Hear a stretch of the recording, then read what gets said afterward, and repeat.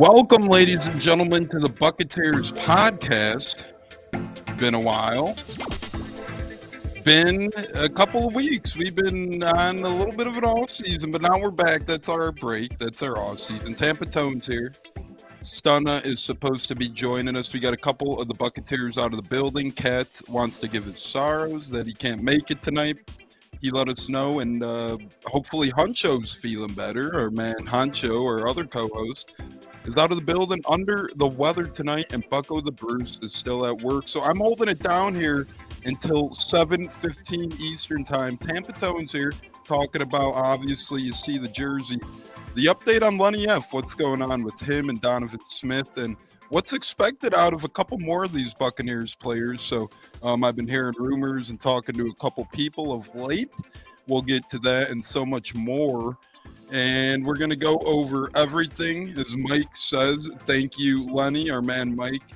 That's how we're all feeling. He's contributed. So we're going to talk about that. We're going to talk about so much more. Stay here on the Buccateers. We're going to roll the intro, and we'll be back in a flash. This is our last episode with the old intro on the Buccateers. Keep up with us on Twitter at Buccateers, on Instagram at BuccateersPod, and on Facebook at Bucs Life News LLC. We'll be back in a flash after the intro. Stay with us right here on the Buccateers podcast.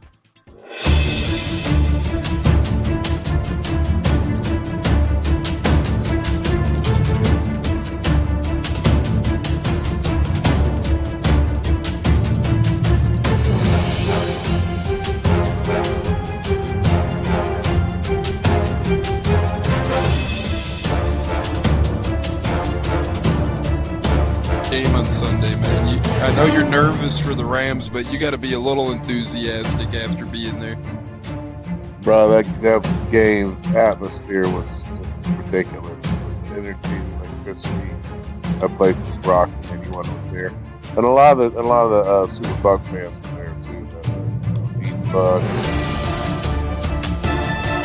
Tampa Tones.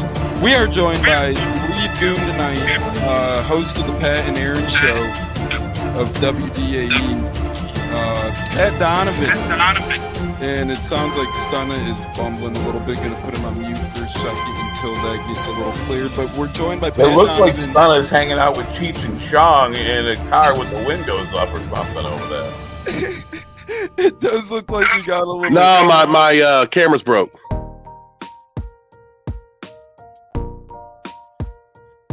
Welcome back into the Buccateers podcast, ladies and gentlemen. Excuse me. Tampa Tones here, your host for this evening. Taking you to the 7:15 hour, 6:15 Central. So we got a lot of time left here. Follow us on Twitter. Ask us questions at Buccateers. Keep up with us on Instagram at BuccateersPod. Leave a comment like Mike did on Facebook or YouTube. We'll post it. We'll get into it and so much more.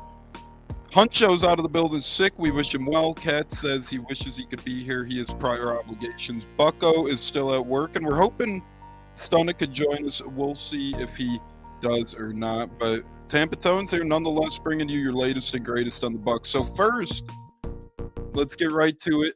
The big news today, Leonard Fournette, as you see Mike's comment. Thank you, Lenny. Leonard Fournette is officially going to not be a Tampa Bay Buccaneer comes the 2023 NFL season. This is a guy who came here in 2020 after getting released by Jacksonville. Fans were skeptical of him. You know, he had some good times in Jacksonville, but he got released out of nowhere.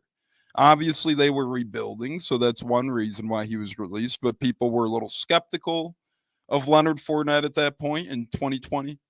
The Buccaneers brought him in. Brady wanted him here, so Brady got him. Lenny F came here. Lenny F had a bumpy start to his Tampa Bay tenure, no doubt about it. Ronald Jones has taken up a lot of the backfield, and Ronald Jones is producing. We also had LaShawn McCoy, the savvy veteran at the time himself. So Lenny F had some competition, and there was rookie Keyshawn Vaughn as well at the time. Lenny F was a hard head in the locker room. He was mad that he was behind Rojo, deservingly so. No player likes to be second, but it started affecting his persona, his play, And then Super Bowl champion at the time, head coach Bruce Arians, called Lenny F into his office and said, "Hey, get in here. Let's have a talk. You either get with the team or you're gone. You're out the door." What happened? Leonard Fournette stepped it up ever since then. Rojo ended up getting COVID down the stretch. Rojo ended up getting injured. Lenny F. playing time went up. His tick went up. Everything about his performance went up. That's how he got the name Playoff Lenny. Then the Super Bowl came and he made the Chiefs defense look foolish out there. That's how he got Lombardi Lenny nickname. Then the Bucs brought him back. He doesn't only have nicknames. He now has a Super Bowl ring, and the Bucs brought him back in 2021. He produced at a really high level. Some of you remember his walk-off touchdown, near walk-off touchdown run against the Indianapolis Colts, and that sealed us the game then. And he had some big-time plays, like against the Rams in the playoffs. And then just this year, he had so many catches out of the backfield, got off to such a good start against Dallas in Week 1. So he really turned the corner. Leonard Fournette's Tampa tenure will never be forgotten. What he's done for the Buccaneers will never be forgotten. The culture he helped build for the Buccaneers in the locker room will never be forgotten. The things he did for the city of Tampa will never be forgotten. But now here's some info and details about the Lenny F. release. Apparently it was partly request of his own, per Rick Stroud. So this is all per Rick Stroud of the Tampa Bay Times, who sat down with Lenny F. He had one of the first articles that came out about the news that Lenny F. wasn't going to be a Buccaneer next year. And Stroud says this on Twitter: "Fournette told me he knew the team is rebuilding once Tom Brady retired and just wants to win. Winning is everything, Fournette told me. That's all. In my last 3 years here, that's all we've done. But since my guy Brady left, that's why I came. So my time here was up." Fournette told the Tampa Bay Times he requested to be let go by the Bucs following the 2022 season. "I asked after the season to be released, and they respected my wishes," Fournette said. "So no bad blood," he added with that. So it really sounds like Leonard Fournette was a man who came to play in Tampa perhaps because of Tom Brady, and you can't blame him, right? I mean, I'm guessing a lot of veterans did, such as an Antonio Brown. We've seen that before, regardless of his situation. Julio Jones probably came here thinking he'd have a good chance to win with Tom Brady. You could go on and on. Akeem Hicks, yada, yada, yada. Shaq Mason probably wanted to be traded here. So a lot of veterans came, LaShawn McCoy, not to mention, a lot of veterans came here because of Tom Brady. And Leonard Fournette is one of those veterans. He admitted it to Rick Stroud today. So we did it not only as a cap casualty to save cap, but let's be honest, at his performance rate last season and what we were paying him, it just didn't add to the production. So Lenny F., we all appreciate what you've done. I got your Super Bowl jersey on. Big fan of yours.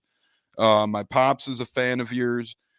We're all a fan of yours. So we wish you the best in your future endeavors, wherever you may land. We know you're going to land somewhere sooner rather than later. As you said, winning's your top priority. So go out there and try and win another Lombardi. Not going to hope you win one because that means the Buccaneers probably aren't going to win that season. So, yeah, Lenny, and we got more breaking news to talk about our left tackle, Donovan Smith, number 76, former Penn Stater, former protector of Tom Brady's blind side. Want to give a quick shout out to Jess Ann, met her on the cruise, tuned in on Facebook Live. That's pretty cool. Our Kansas City friends, congrats to them.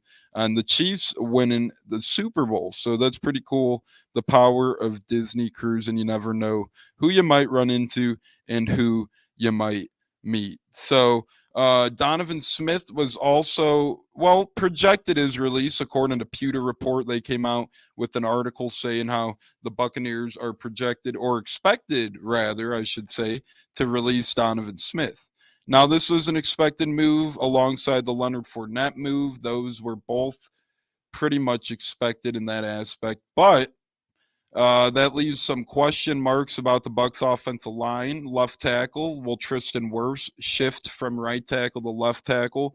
Or will they draft a left tackle? Will they bring in a cheap veteran left tackle? And then the big question is, what happens with Shaq Mason? I really hope we hold on to him. He was a beast last year. J.C. Allen said that himself.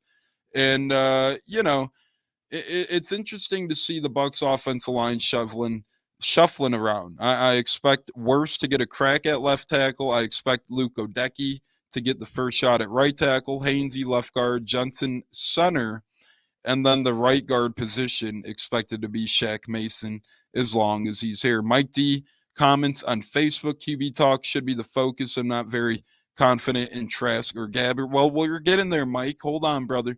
We will be there in a couple of minutes, but we have to talk about these two big moves today, the Leonard Fournette move and the Donovan Smith move. Well, potential moves. They're looking pretty official. A lot of people expected him.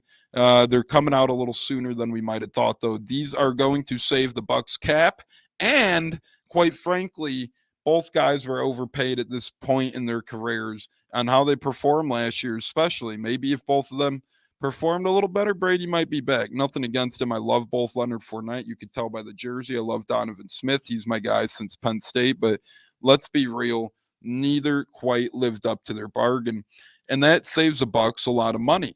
And this is the first of what's expected to be a couple cap casualties. Well, we won't call them cap casualties even just because they weren't living up to par. So this is expected to be the first of a couple releases still to come by the Buccaneers team. Other possible options of players who might be gone, according to folks like Joshua Capo at Pewter Report, shout out to him for his fantastic work as a cap analyst over there. He does a tremendous job, and he's a great guy. So just go follow his work, go follow his stuff. But he projects some possible cap casualties as Cam Brate, tight end. I mean, he might retire or we might release him. Either way, I would not expect Cam Brate to be back.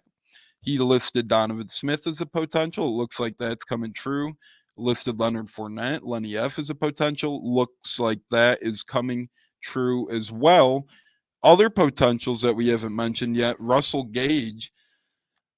He would save the Bucs a pretty good penny. I mean, he's due $10 million this year. His cap hit would be a little less than that. So, yeah, we'd save a couple million by releasing Russell Gage. Is it worth it to you? Would you rather pay him the $10 million over the duration of at least this year and then see where he's at next year? The Bucs have a pretty good three receivers when they're all healthy, but we're allocating a lot of dollars there. And you guys know Chris Godwin and Mike Evans are not going anywhere. And that's been reported by guys such as J.C. Allen of Pewter Report, Greg Allman of Fox Sports, Rick Stroud of the Tampa Bay Times, J.C. Cornell of Draft Network. And that's that reasoning. Their reasoning behind it specifically is this. The dead cap hits of both of these players would be astronomical. So if Godwin or Evans aren't playing on the Bucs next year, it would cost the Bucs a ridiculous amount of money for them to be playing elsewhere against their own cap. And both of these guys are still producing at such high levels that I don't see the Bucs in a rush to get rid of him. They're going to help the quarterback play next year, whether it's Trask or another rookie or another veteran. We'll talk about that here in a couple minutes since Mike D was asking about quarterback play, but we got to talk about this sort of stuff first. And then defensively, you don't really have too many cap casualty concerns on the defensive side of the ball. Things you could do is restructure a guy like Shaq Barrett or Vita Vea perhaps to get their money down a little bit. You could extend guys as well. You could extend a Devin White. You could sign a Levante David longer term to make his dead cap hit not as much money. So there are things you could do defensively to perhaps stretch out the cap, kick the rocks down the road a little bit. And then special teams wise, Suckup might be a cap casualty, but some interesting news today, and this is from Rachaad White himself, the new Bucs running back one, at least at this point in time. We're all rooting for Rachaad. He had a nice rookie season, showed some potential, showed a lot of promise, played banged up a little bit, but we all thought Rachaad White announced a number change. His picture on Twitter is on the Bucs in a number 3 uniform, currently occupied by Ryan Suckup. So when all that happened, we put 2 and 2 together, and we thought that Ryan Suckup was as good as gone already, and he's still probably going to be a cap casualty. I'm 95% certain of that, so probably nothing's going to change. But interesting news, Rachaad White said he's not changing to the number 3. So I seen that pop up on Twitter. I seen a fan ask Rashad White, "Hey, are you going to change your number to 3?" Talking about buying jerseys potentially, yada yada yada. Rashad White said, "Nope, he's actually not changing to the number 3, but he's going to change to another number." So that provokes me into the thought that the number that he might change to would be 1, because Jalen Darden was number 1, and now we don't have a number 1. We have a number 9, Joe Tryon-Shoyinka. Rudolph was 8. He's probably gone, so it could be 8. Number 7 is Camarda, or no, not Camarda, but number 7 isn't going anywhere. 5's Camarda, but I don't see him taking 7, as that was just Lenny F's number, obviously. So I don't see him taking Lenny F's old number. That'd be a little weird for Rashad White. As Rob from work is checking in, gave us a like on Facebook. Thank you so much, brother. We appreciate that, Robert. Yeah, Lenny F number 7. I don't think Rashad White would take his number like that. Julio, was there's so many numbers. 5 is Camarda, 4 was Griffin, 3 was Suck Up himself. He said he's not doing that. So really, 2 is Kyle Trask. To me, it has to be number 1. So I tweeted at Rashad White, "Hey, are you going to change?" I said number 1 with the eyes, and he liked it. And Rashad White doesn't like fan tweets often. I noticed that. I went back through his Twitter. He really only likes tweets of Bucs or reporters. So to me, Rashad White is probably 99% chance, it seems like, going to change his number to 1 based on the process of elimination.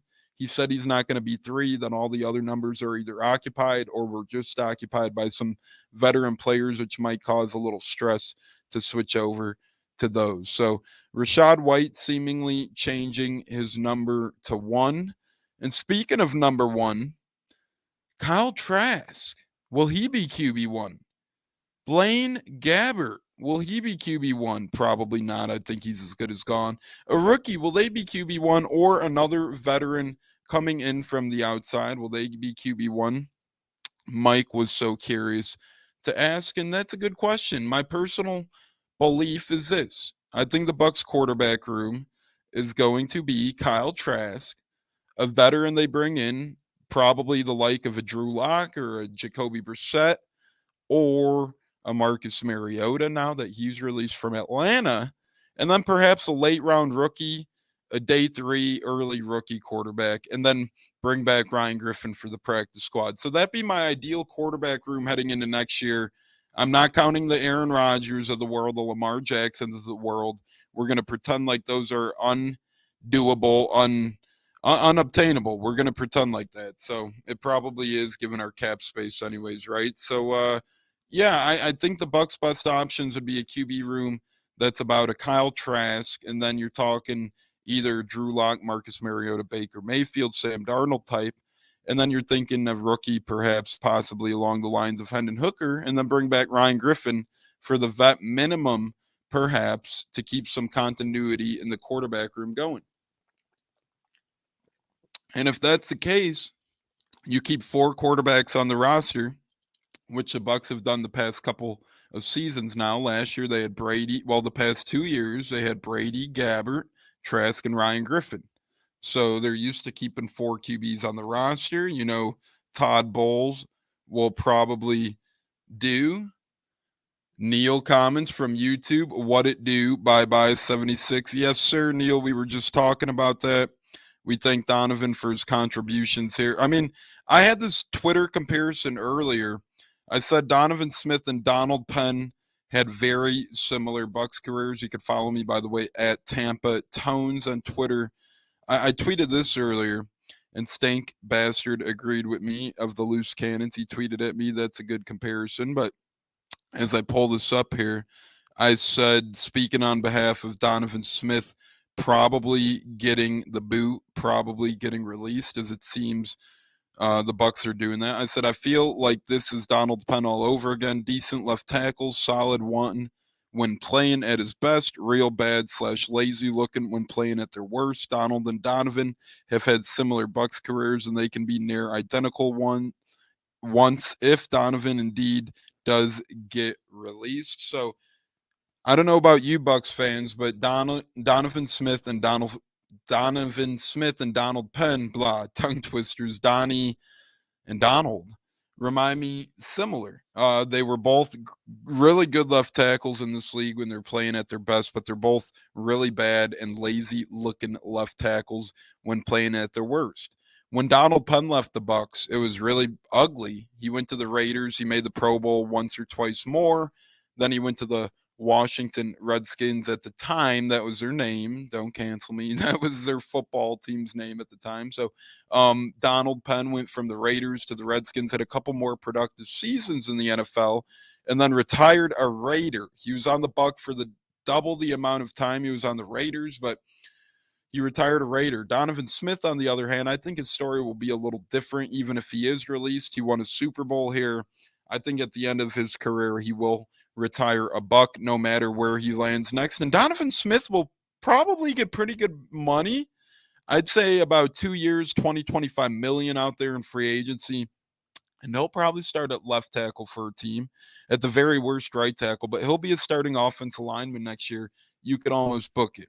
If he was making less money or maybe open to restructuring his contract, I guarantee you there's a slight chance that he'd still be back on the Bucks next year, but we just can't afford to pay him what he's asking. I mean, there's no way possible that we can pay him, well, not that what he's asking, but what his contract requires, which at this point in time, it seems to be, right around or under just that $20 million mark. So his dead cap hit might be a little significant, but it's going to save us a good amount of money.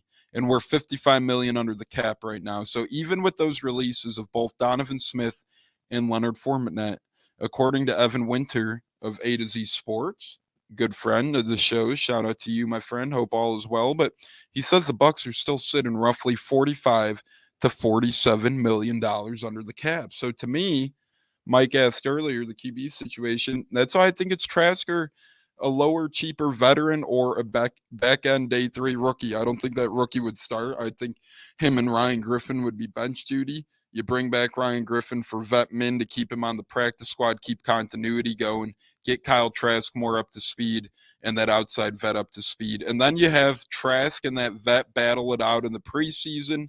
And then whoever comes out on top, hopefully it's Trask because we used a second round pick on him. And it would be pretty exciting for a young quarterback on the Bucks who we don't have to use a first round pick on to pan out. I think that'd be great for the organization. I think that it would make it look great in multiple ways. It would make the 2020 draft the 2021 draft look that much better if Trask pans out, because then you get a solid quarterback in the second round, and then people could stop bringing it up. Well, maybe we should have picked a better skill player or position player or special teamer over Trask with that second round pick to help attribute us towards the second Lombardi trophy with Tom Brady. And then we'd get a young quarterback on the other hand. So we'll see how he pans out. He had a great career at Florida, a great last season, I should say. And with Dan Mullen, that's not the easiest of things to do. So we'll see what happens on the Trask train. I'm all aboard if that's the case.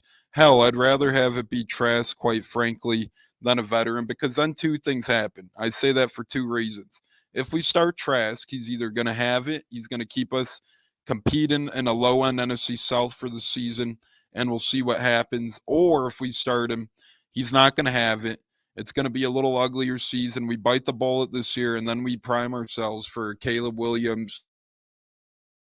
Excuse me, sneezing a little bit. A Caleb Williams out of USC or Drake May in the lottery next season if, Kyle Trask does that poorly. So we'll see what happens. But either way, I think Trask starting, for better or for worse, is going to help us out in terms of them just strictly either getting a young quarterback one way or another, whether it's Kyle Trask, the former second-round pick out of Florida, or whether he sets us up for a lottery pick next year and we're getting either a Caleb Williams or a Drake May type perhaps. So we'll see what happens there. But, Mike, that's my roundabout thoughts on the quarterback position. I'd love to hear your guys' thoughts. Leave a comment below. If you're on YouTube or Facebook.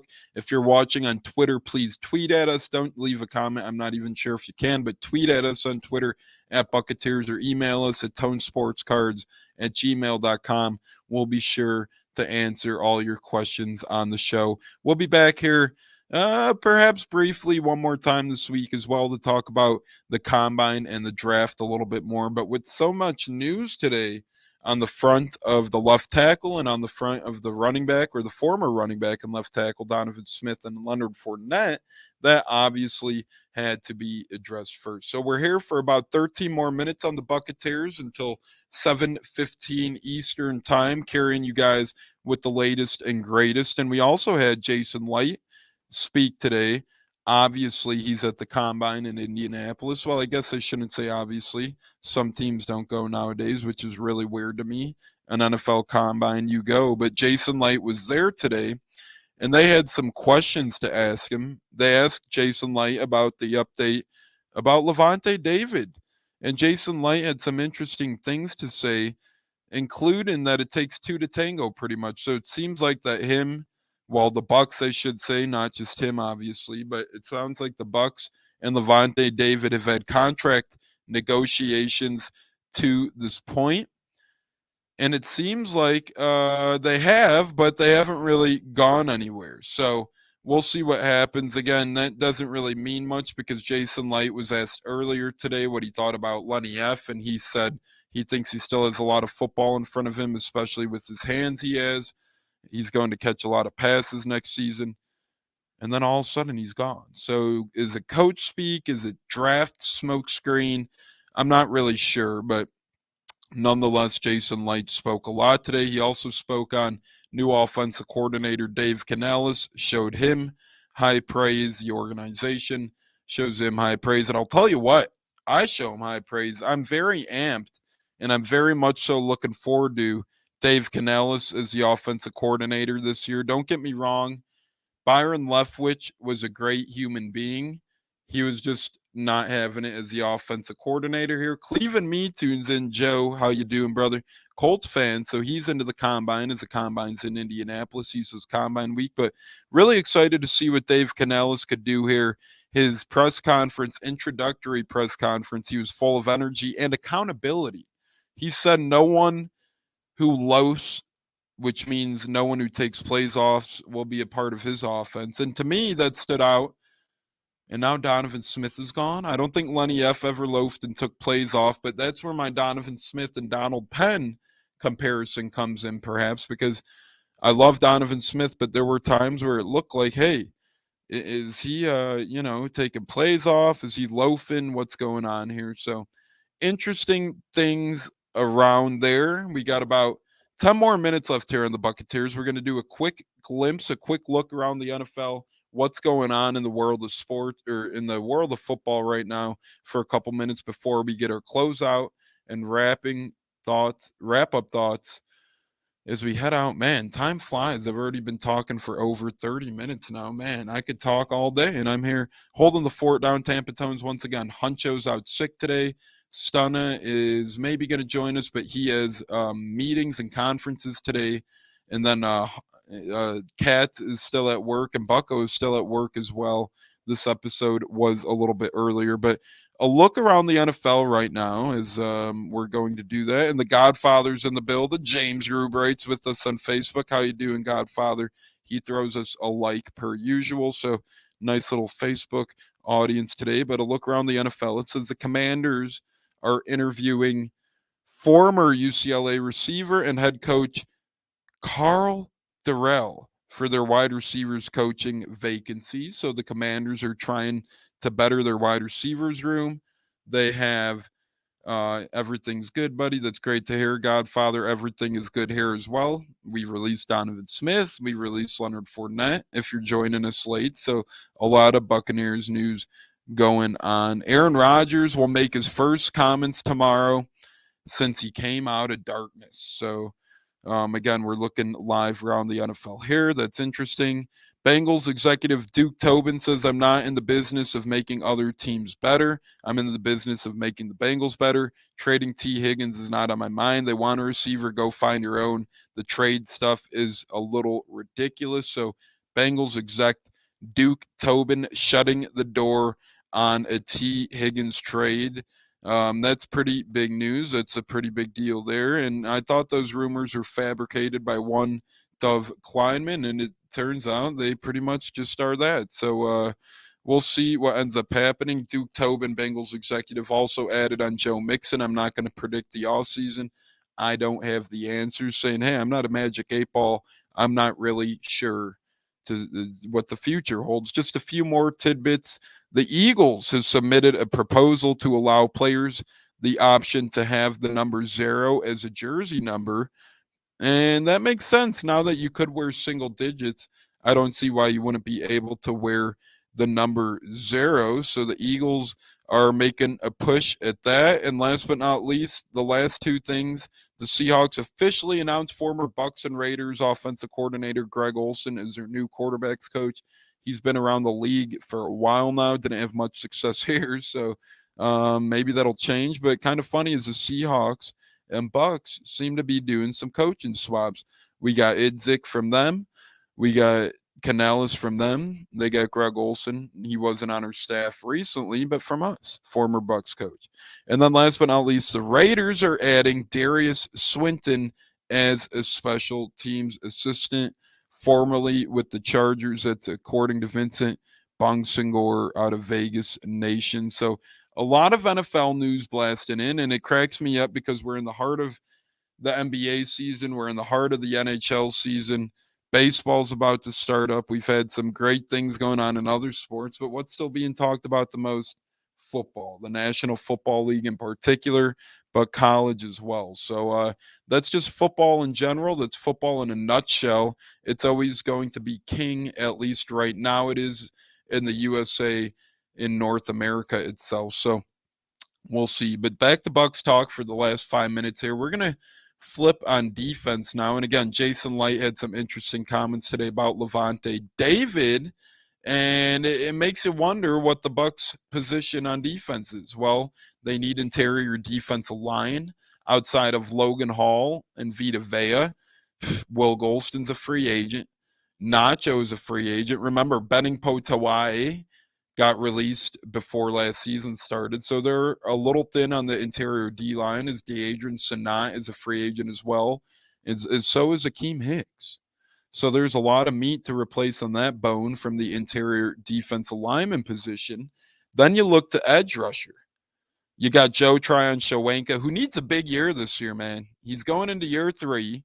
He showed signs of promise last year. He built off a rookie year. Did a little bit better last year, but still, he could do better this year, and the Bucks are going to need that. He gets to the spot a good amount. He gets where he needs to be a good amount.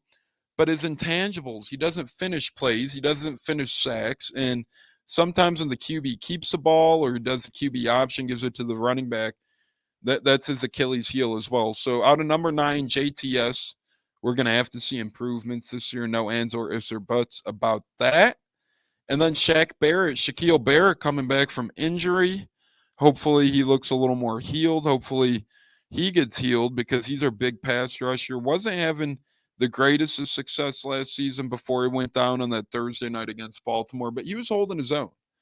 But after that, you look at the edge rushers. Cam Gill, who got hurt last year, he's a free agent.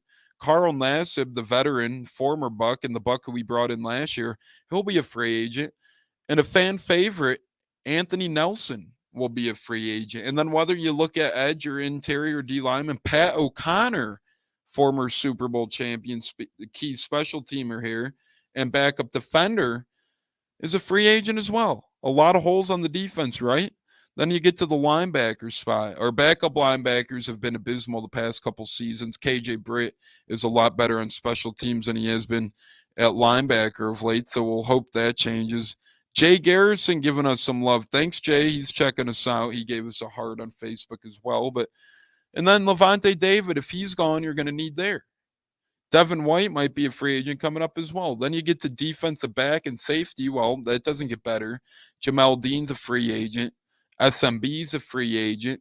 D. Delaney's a free agent. Mike Edwards a free agent. Logan Ryan a free agent. Keanu Neal a free agent. This team defensively is free agents galore.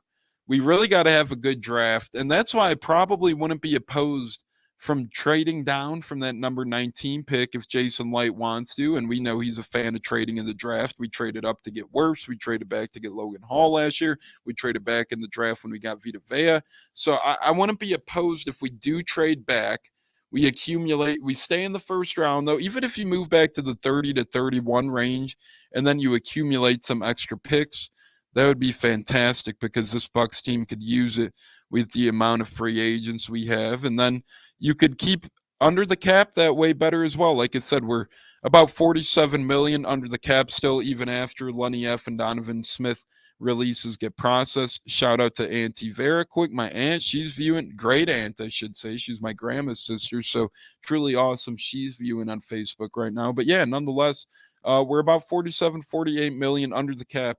That's after the Leonard Fournette, Donovan Smith expected releases do happen. So the rookies are going to be key. That's why you trade down to me. You accumulate picks, and then you really need to. You really need to try and hope Kalen Geiger, J.J. Russell, guys like that develop undrafted free agents last year. Really try and develop. And we got Brian Cook, B-Rabbit, twice in one day. Hey, what's up, Brian? How the hell are you, brother? Awesome. He's our brother from Braves Country, Armchair Quarterbacks Radio. Awesome to see him carry on to the Buccateers podcast. We really do appreciate that, Brian. You joined us late, but better than ever. We're here for a couple more minutes discussing Bucs and your Bengals. We talked about a little bit as well. The T. Higgins is there to stay. Joe Mixon, more so of a question mark. So we covered a little bit of Bengals talk in this episode here. So a lot happening around the NFL. Marcus Mariota released today as well from the Falcons. So the sport that never sleeps, that's the NFL, ladies and gentlemen. There's always stuff happening. So we'll see what happens here in the coming days at the Combine. Again, we should be podding with you sometime this weekend for our Combine pod to bring you the latest and greatest from the Bucs and the rest of the NFL. At the Combine, it seems like Anthony Richardson's draft stock is rising like crazy. Could Will Levis's rise like crazy as well? Appears that Brandon Cooks might be on the move. Is he going to get traded? What's going to happen with Derek Carr? These are all questions that we might have the answer to within the next couple of days because all the owners, not all the owners, but a couple owners are in Indianapolis. A lot of GMs are there. A lot of head coaches are there. So we're going to be seeing how the tree shakes, how the leaves split over the next handful of days or so. And I'm excited to see the direction of the Buccaneers. And we're supposed to be going to the draft this year. My brother, myself, a couple friends, Troy and Emad. We're supposedly NFL draft bound. So we hope that holds true. And that's why I hope we hold a first-round pick as well. I hope we trade back in the first, accumulate more picks, fill out the roster, keep those salaries low on a lot of players on their rookie contracts so we could try and maximize this roster because we have way too many free agents to even bring in that many free agents. It would be a pipe dream, but we do have the best in the business with Mike Greenberg and Jason Light in that front office to try and figure it all out for us. Without further ado, ladies and gentlemen, it's been an honor to be with you. It's just been me, Tampa Tones, here for the past 41 minutes now. Time does fly by yourself, but it is very fun talking alone, too, on the pod. So I've had a blast. It's been a heck of a 40 minutes, a hell of a 40 minutes. I want to thank Mike, Neil, Joey, James, Brian, Vera, Corey Hayes, Jay Garrison, Robert, and all the other people who have joined us tonight. It's been real on the Buccateers, our 101st episode. Brian says, I think they figure it out and pay Higgins. Well, that's what they said today as well. They're going to figure it out and pay Higgins. I think that because the Bengals know their Super Bowl window is right now.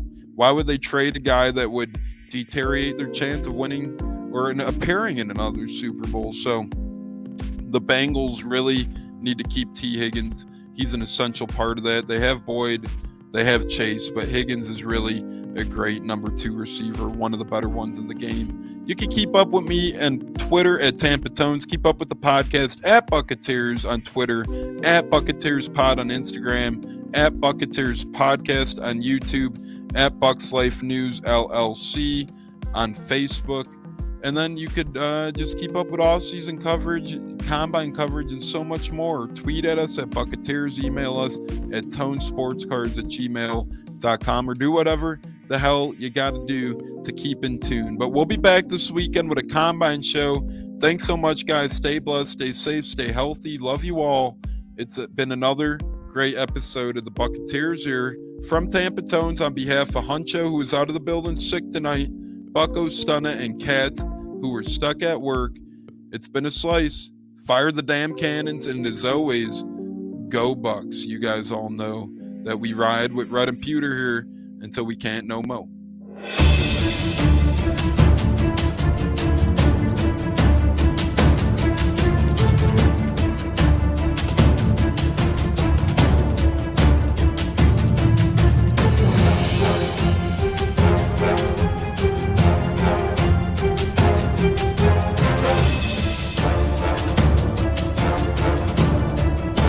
Game on Sunday, man. I know you're nervous for the Rams, but you got to be a little enthusiastic after being there. Bro, that game atmosphere was ridiculous. The energy, the electricity. That place was rocking. Anyone was there, and a lot of the Super Buc fans were there too. Tampa Tones. We are joined by Lee Goon tonight, host of the Pat and Aaron Show of WDAE, Pat Donovan. And it sounds like Stunna is bumbling a little bit. Going to put him on mute for a second until that gets a little cleared. But we're joined by Pat It looks like Donovan. Stunna's hanging out with Cheech and Chong in a car with the windows up or something over there. It does look like we got a little. No, my camera's broke.